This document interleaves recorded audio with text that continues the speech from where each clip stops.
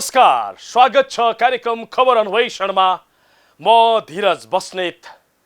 दर्शकवृन्द, राजनीति त्यस्तो सम्भावनाको खेल हो जहाँ नहुने केही हुन्न र भएका केही दृश्यहरू कुनै चलचित्रको कहानी भन्दा कम हुन्न।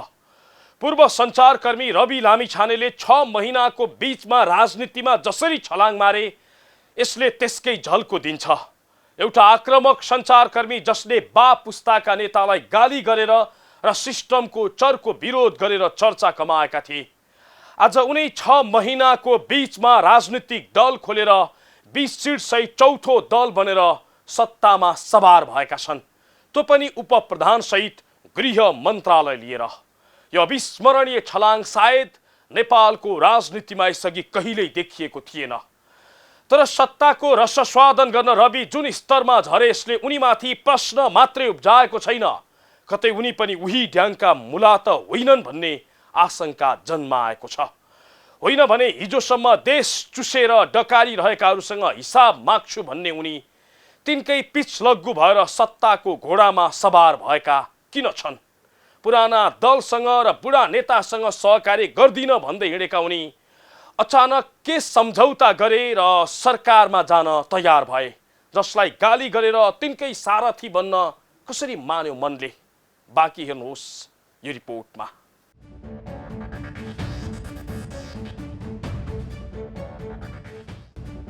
ठिक 6 महिना अघि रवि लामिछानेले सञ्चारकर्म छाडेर राजनीतिमा हाम फाल्दा धेरैले भनेका थिए यो पनि फस्यो। बोले झैं सजिलो छैन राजनीति गर्न, हल्ला गरे झैं सहज छैन नेपालमा चुनाव जित्न। तर यस्ता अनेकन टिप्पणी गर्नेहरूको मुखमा बुझो लगाउँदै रवि राजनीतिमा होमिएको 6 महिनामै चुनाव मात्रै जित्न सफल भएनन्, उपप्रधानमन्त्री सहित गृहमन्त्री बन्न सफल भएका छन्। वर्ष होइन दशकौंदेखि राजनीति गर्दै आएकाहरूले नपाएको अवसर रविले एकै झट्कामा पाएका छन्। त्यसो त रविले कुनै पुरानो पार्टीमा घुसेर होइन, नयाँ पार्टी गठन गरेर 20 सिट सहित चौथो शक्ति बन्दै यो अवसर प्राप्त गरेका हुन्। गृहमन्त्री बनेसँगै उनका अघि पछि साइरन सहितका प्रहरीका गाडीको लाबा लस्कर लागेको छ। उनलाई हतकडी लगाउने हातहरूले आज स्यालुट मार्न थालेका छन्।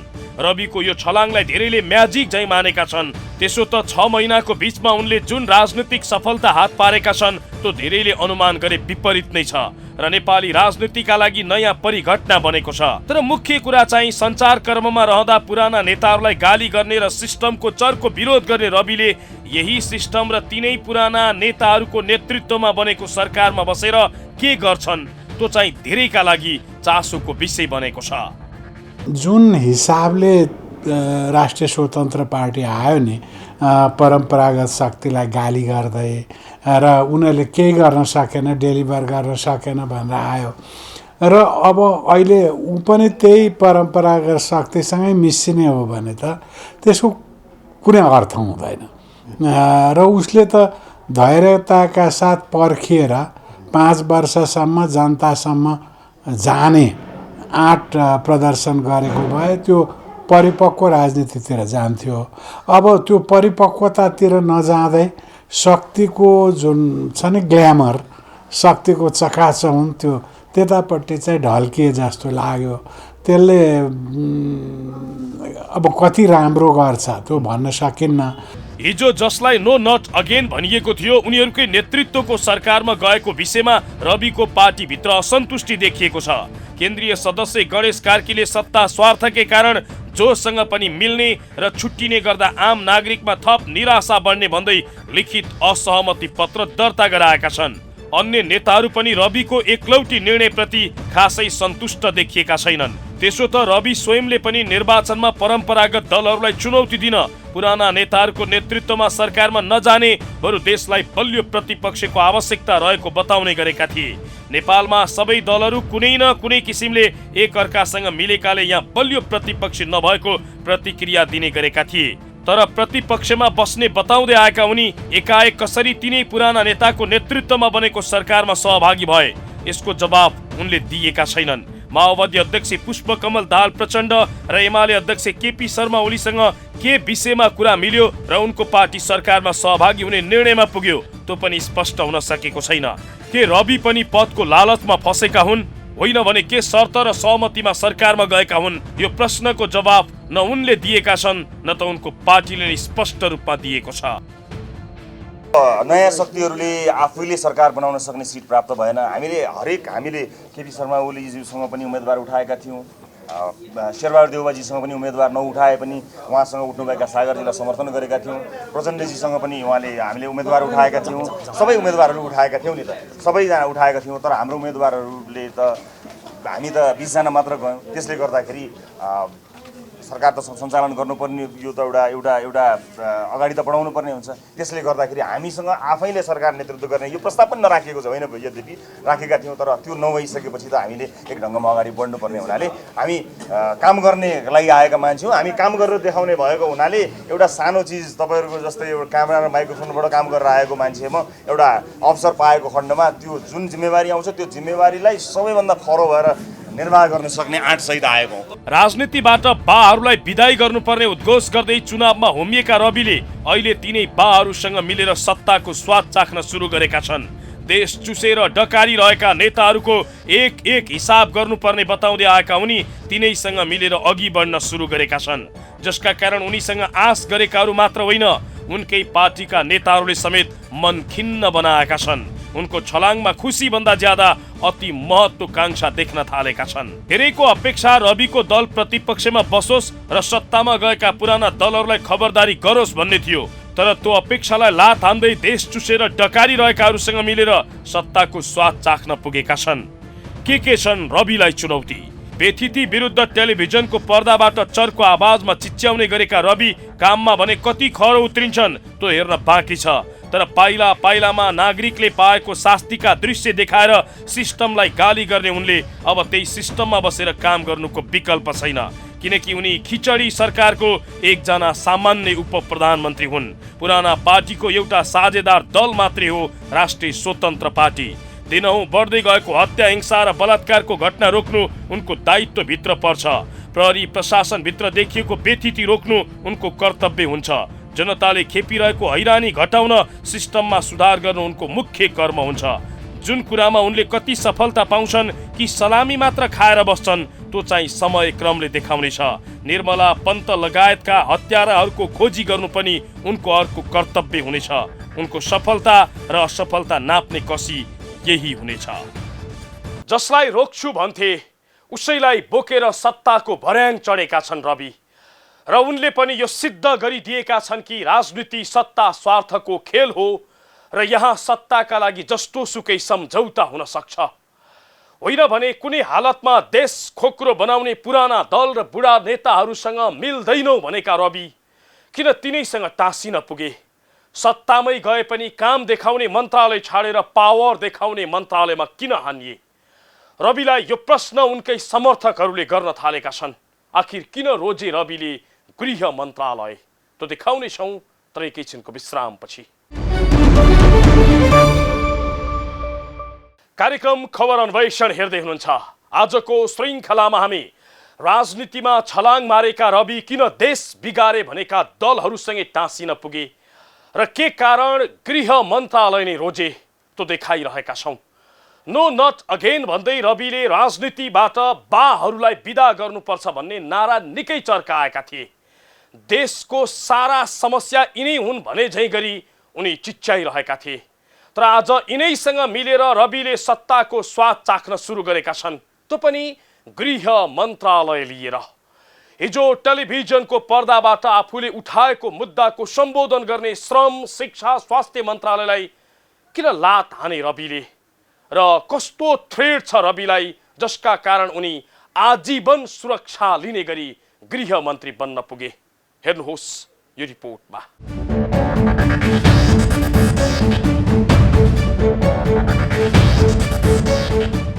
सोमबार रवि लामिछानेले उपप्रधान सहित गृहमन्त्रीको रूपमा शपथ खाँदा धेरैले आश्चर्य माने। सांसदको रूपमा शपथ खाँदासम्म आफूहरू सरकारमा नजाने, खरो प्रतिपक्षको रूपमा रहने र जनताको जनजीविकासँग जोडिएका मुद्दालाई उठाउने बताउँदै आएका थिए। तर सोमबार सबैको अड्कलबाजी भन्दा फरक रूपमा झुल्किए रवि लामिछाने र खाए गृहमन्त्रीको शपथ। रविले धेरैको सुझाव थियो सकेसम्म सरकारमा नजानु, भए पनि आम जनताको जीवनमा प्रत्यक्ष सरोकार राख्ने मन्त्रालय रोज्नु। जस्तै श्रम तथा रोजगार, शिक्षा, स्वास्थ्य लगायतका मन्त्रालयको कमान्ड सम्हाल्नु, त्यसभित्र भएका विकृति, विसङ्गति, अनियमिततालाई चिर्दै परिवर्तनको प्रत्यक्ष रूपमा अनुभूति गराउनु। तर आफ्नै पार्टी र मतदाताको रायलाई लाद हान्दै उनी गृहमन्त्री बनेका छन्।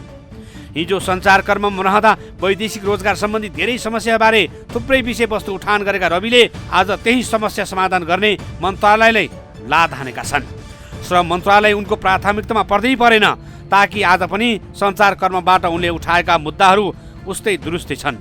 विदेशमा रहेकाहरूलाई फर्काउने र स्वदेशमै रोजगारीको अवसर सिर्जना गर्ने फगत गफ चुटिए पनि दैनिक 2000 भन्दा धेरै नौजवान कामका लागि खाडी र मलेसिया उडिरहेका छन्। दैनिक दर्जनौं नेपाली बिचल्लीमा परेको भन्दै रोइ कराई गरिरहेका छन्। दैनिक 3वटा बाकस वैदेशिक रोजगारमा गएकाहरूको शव बोकेर फर्किने गरेको छ। कयौं आमा बुवाले सन्तान गुमाउँदा, कयौं दिदी बहिनीको सिउँदो पुछिँदा वैदेशिक रोजगार क्षेत्रलाई सुधार्ने हिम्मत किन रविले गर्न चाहेनन्? हिजो उनकै कार्यक्रमको सहारामा आफ्नो कथा व्यथा सुनाएकाहरूले प्रश्न गरिरहेका छन्। यता शिक्षा र स्वास्थ्य क्षेत्रभित्रको व्यतिथि पनि उस्तै छ। सुधार गर्नुपर्ने धेरै कुराहरू छन्। कयौं वर्षसम्म कतिपय मुद्दा त टेलिभिजनको पर्दाबाट उठाउने र समाधानका अति उपदेश दिने काम स्वयं रविले गरेका थिए। सायद रवि लामिछाने जस्तो व्यक्तिले यी मन्त्रालयहरू सम्हाल्यो भने धेरै सुधार आउने थिए र आउन सक्छ भन्ने पनि धेरैको आकलन थियो र उनीमाथि धेरैको यस्तै भरोसा र विश्वास पनि थियो। तर रविले यी आशावादी जमातलाई निराश बनाएका छन्। त्यसो त ग्रामीण जिल्लाहरूमा अस्पताल नभएकै कारण अकालमा ज्यान गुमाउनेहरू बढे भन्दै रविले कालीकोटमा राजकोट अस्पताल बनाएका थिए। आज त्यस्ता अस्पताल सयौं बनाउने र सरकारी अस्पतालको सेवा गुणस्तरीय तुल्याउने ल्यागत राख्ने स्वास्थ्य मन्त्रालयलाई समेत रविले व्यवस्था गरेका छन्। यसरी काम गर्न सकिने मन्त्रालयले व्यवस्था गरेर रविले पावर देखाउने गृह मन्त्रालयले किन रोजे? पूर्व मुख्य सचिव डाक्टर विमल कोइराला भन्छन्, रविले गृह रोजेर आफूमा रहेको शक्तिको भोग प्रष्ट रूपमा देखाएका छन्।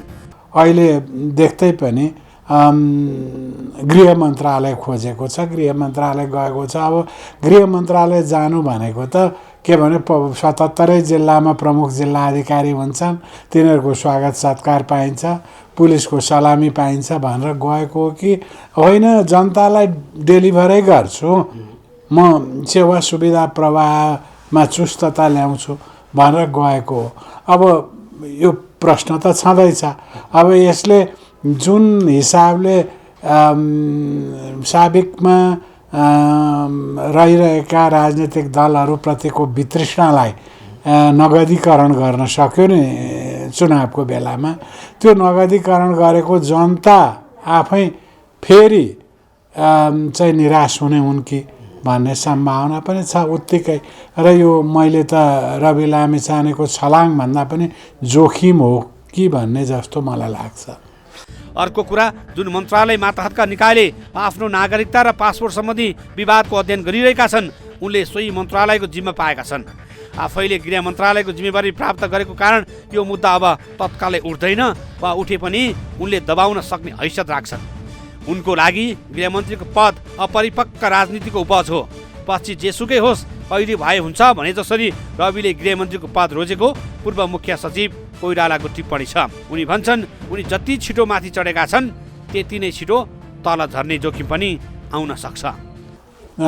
जसरी उनी सरल ढङ्गले गृह मन्त्रालयको शक्ति आर्जन गर्नेपट्टि लागे, त्यो शक्ति आर्जन गर्नेपट्टि नलागेर एकदमै सेवा प्रवाहमा लाग्न सक्ने त्यो आँट प्रदर्शन गर्न सके भने त राम्रै होला। होइन र आफ्नो शक्ति चाहिँ फेरि सुदृढ गर्दै है आफूलाई बलियो बनाउनेपट्टि लाग्यो भने त जुन जति चाँडो माथि आएको त त्यति चाँडो तल जाने सम्भावना पनि हुन्छ।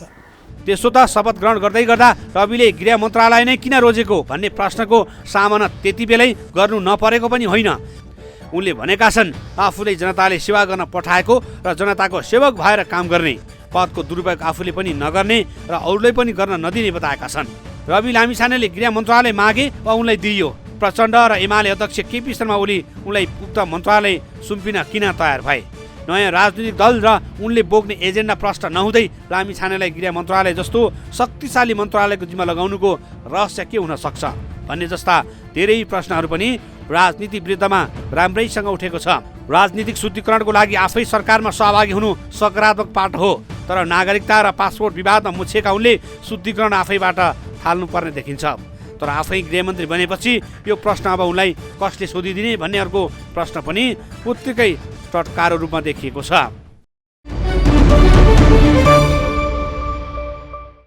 कार्यक्रम खबर अन्वेषणमा पुनः स्वागत छ।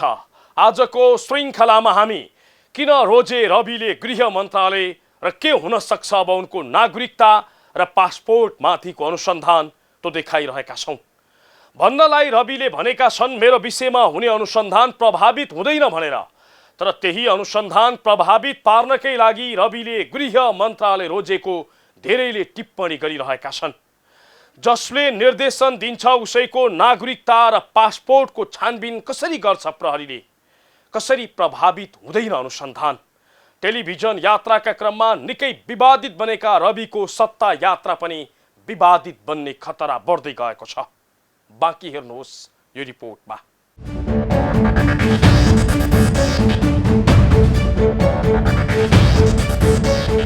कसैसँग विभेद नगरिकन स्वतन्त्र ढङ्गले हरेक कुराको निष्पक्ष छानबिन गर्ने अधिकारमा मेरो सहयोग बाहेक कुनै पनि किसिमको इन्टरफेरेन्स हुँदैन। अब कसरी अघि बढ्छ रविको नागरिकता र पासपोर्टको छानबिन? रवि लामिछानेले पदबाली गरेकै दिन जनतासँग नजिक रहेर काम गर्न सकिने भएकाले गृह मन्त्रालय रोजेको र आफूमाथि लागेको आरोपको अनुसन्धानमा सहजीकरण गर्ने स्पष्टीकरण दिएका थिए। तर अदालतमा विचाराधीन मुद्दामा स्वार्थबाजी नै भन्दै उनको आलोचना सुरु भएको छ। अमेरिकी नागरिकता त्यागे पनि पुरानै नेपाली नागरिकता प्रयोग गरेको आरोप लागेपछि लामिछाने प्रतिनिधि सभा सदस्य निर्वाचनमा उम्मेदवारी दिएसँगै अनुसन्धानको दायरामा छन्। आफै अनुसन्धानको घेरामा हुँदाहुँदै प्रहरीको तालुकदार मन्त्रालयको कमान्डर बनेपछि लामिछाने विरुद्धको आरोपको अनुसन्धान चासोको रूपमा हेरिएको छ। सञ्चारकर्मी हुँदा नागरिकका सरोकार, व्यतिथि, जवाबदेहिता, अनियमितताको विषयमा जोरदार ढङ्गले आवाज उठाउने लामिछाने अब अरूले गरेको प्रश्नको जवाब दिने ठाउँमा उभिएका छन्। उनको नागरिकता विवादको उजुरीबारे अनुसन्धान गर्न जिल्ला प्रशासन कार्यालय काठमाडौँले प्रहरीलाई पत्र पठाएसँगै अनुसन्धान अघि बढेको थियो। प्रहरीले लामिछाने विरुद्ध सरकारी कागज दुरुपयोग सम्बन्धमा छानबिन अगाडि बढाएको थियो। लामिछानेमाथि सन् 2018मा अमेरिकी नागरिकता त्याग्ने प्रक्रिया अगाडि बढाए पनि अमेरिकी पासपोर्ट आफैसँग राखेर सन् 2015मा नै नेपाली पासपोर्ट लिएको र खारेज भएको नागरिकता नै प्रयोग गरिएको आरोपसहित उनको सांसद पद खारेजीको माग गर्दै सर्वोच्च अदालतमा रिट निवेदन नै दर्ता भएको छ। लामिछाने गृहमन्त्री भएपछि मुलुकको शासन प्रणालीमा भने एउटा गम्भीर प्रश्न उठेको छ। के नेपालमा स्वार्थको द्वन्द्व सम्बन्धी कानुन छैन भन्दैमा मनपरी गर्न पाइन्छ? पदभार ग्रहणका क्रममा पत्रकारहरूले स्वयं लामिछानेलाई पनि सोधेका थिए, तपाईको नागरिकतामाथि छानबिन हुँदैछ, तपाईँ नै गृहमन्त्री बनेपछि स्वार्थको द्वन्द्व हुन्छ कि हुँदैन? जवाफमा लामिछानेले भनेका थिए चाहे म हुँ चाहे क्याबिनेटका अरू मन्त्रीहरू हुन्, कसैलाई विभेद नगरी स्वतन्त्र ढङ्गले हरेक कुराको छानबिन गर्ने अधिकारमा मेरो सहयोग बाहेक अरू केही हुँदैन। चाहे म हुँ चाहे अरू कोही हो, चाहे क्याबिनेटका कोही मन्त्रीहरू हुन्, सचिवज्यूहरू हुनुहुन्छ, कर्मचारीहरू हुनुहुन्छ, कसैसँग विभेद नगरिकन स्वतन्त्र ढङ्गले हरेक कुराको निष्पक्ष छानबिन गर्ने अधिकारमा मेरो सहयोग बाहेक कुनै पनि किसिमको इन्टरफेरेन्स हुँदैन। यो म यहाँहरू अहिले यहाँ कर्मचारी साथीहरू पनि हुनुहुन्छ, उहाँहरू सबैलाई पनि तपाईँहरू मार्फत यो जानकारी हो, त्यहाँ कुनै पनि किसिमको कम्प्रोमाइज हुँदैन। नागरिकता र राजधानी जस्तो गम्भीर प्रकृतिको मुद्दामा प्रहरीले अनुसन्धान गरिरहेका बेला उनै लामिछाने गृहमन्त्री बनेपछि नैतिक दबाव र प्रभाव पर्ने प्रहरी अधिकारीहरूको दाबी छ। यता जसको विरुद्ध अनुसन्धान गरिरहेको थियो तिनै व्यक्ति गृहमन्त्री भएपछि नेपाल प्रहरी उनी विरुद्धको अनुसन्धानमा अब के गर्ने भन्ने अलमलमा छ। अनुसन्धान गर्ने निकाय नेपाल प्रहरीले उनी विरुद्धको विषयमा अनुसन्धान गर्न तालुकदार गृह मन्त्रालयकै निर्देशन आवश्यक पर्ने बताउन थालेको छ। गृहमन्त्री लामिछानेको नागरिकता विवादको अनुसन्धान के हुन्छ भन्ने प्रश्नमा प्रहरीको जवाब छ, गृह मन्त्रालयलाई सोध्नुहोस्। हामीले प्रहरीले खाने पनि त्यो कुराको बारेमा चाहिँ तपाईँको सम्बन्धित तालुक मन्त्रालयलाई नै सोद्धाखेरि थाहा हुन्छ है। हामीले त आदेश पालन नगर्ने हो। यो तपाईँले जुन सोधिरहनु भएको छ त्यो चाहिँ तालुक गृह मन्त्रालयमा यसरी चाहिँ फोन गर्ने प्रश्न गर्नुहोस् न। प्रहरी परिसर काठमाडौँले थप अनुसन्धानका लागि लामिछानेलाई बयानका लागि बोलाउने तयारी गरेको थियो, तर अब उपप्रधानमन्त्री र गृहमन्त्रीलाई बयानमा कसले बोलाउने यसको प्रहरीसँगै जवाब छैन। प्रहरीकै केही पूर्व उच्च अधिकारीहरू लामिछानेले आफू विरुद्धको आरोपलाई नै निष्प्रभावी बनाउनका लागि गृह मन्त्रालय रोजेको दावी गरिरहेका छन्। प्रहरीले आफूलाई नै निर्देशन दिने अख्तियार प्राप्त व्यक्तिमाथि छानबिन गर्न नसक्ने पूर्व प्रहरी अधिकारीहरू बताउँछन्। त्यही प्रहरीले गर्ने फेरि अनुसन्धान हो, बाहिरको निकायले त गर्ने होइन, उहाँकै मातहतमा छ अनुसन्धान गर्ने निकायहरू। त्यसले गर्दा उहाँले मिडियामा राम्रै कुरो गरे तापनि म निष्पक्ष छु, तपाईँको कार्यगत स्वतन्त्रता म दिन्छु, कुनै पनि मुद्दामा हस्तक्षेप गर्दिनँ भने तापनि त्यो सम्भवै हुन सक्दैन। उहाँकै मातहतको चाहिँ नि अनुसन्धान टिम हो, त्यसले गर्दा मुद्दा चाहिँ नि प्रभावित नहोला भन्न चाहिँ नि सकिन्न है। नागरिकता जस्तो गम्भीर विषयको दुरुपयोग गरेको आरोप लागेका लामिछानेलाई सर्वोच्च अदालतले पनि मन्त्री बन्न कुनै रोकछेक गरेन। उनी विरुद्धको रिट निवेदनलाई दुवै पक्षको छलफल र बहस पश्चात सर्वोच्चले आउँदो पुस 22 गते संवैधानिक इजलासमा सुनवाई गर्दैछ। लामिछानेले सन् 2014मा अमेरिकी नागरिकता लिएको र पछि त्याग गरेपछि नेपाली नागरिकता लिने प्रक्रिया अघि नबढाएको उजुरीमा उल्लेख छ। तर जसको नागरिकतामाथि छानबिन भइरहेको छ उनै व्यक्ति तालुक मन्त्रालयको प्रमुख बनेर आएका छन्। यसले अब प्रशासनबाट उनीमाथि स्वतन्त्र र विश्वसनीय छानबिन हुनेमा आशंका छ। साँच्चै रवि अरू नेताभन्दा फरक हुन्थे भने आफ्नो विषयमा भइरहेको अनुसन्धान टुङ्गोमा पुगेपछि मात्रै सरकारमा जाने थिए। सरकारमा गए पनि काम देखाउने मन्त्रालयमा जाने थिए, न कि पावर शो गर्ने मन्त्रालयमा। जुन जोगी आए पनि कानै चिरेको भने झै आवाज गराउने थिएनन् सायद। नीति, विधि, विचार, दर्शन र विश्वास बिनाको रहर र लहरको सरकारमा सहभागी भएका रवि कति टिकाउ र सफल हुन्छन् त्यो हेर्न बाँकी छ। ज्यादा महत्त्वकांक्षी बनेर हिँडेका रविको हालत 2065 सालमा पहिलो पटक प्रधानमन्त्री बनेका पुष्पकमल दाहाल प्रचण्डको झैँ नबनोस्। दुर्घटना होइन, देशलाई निकास चाहिएको छ र रवि त्यसमा सफल बनुन्, हाम्रो शुभकामना। हवस् त, हाम्रो निगरानी र खबरदारी निरन्तर रूपमा रहिरहनेछ। हामी सबैलाई बिदा दिनुहोस्। नमस्कार।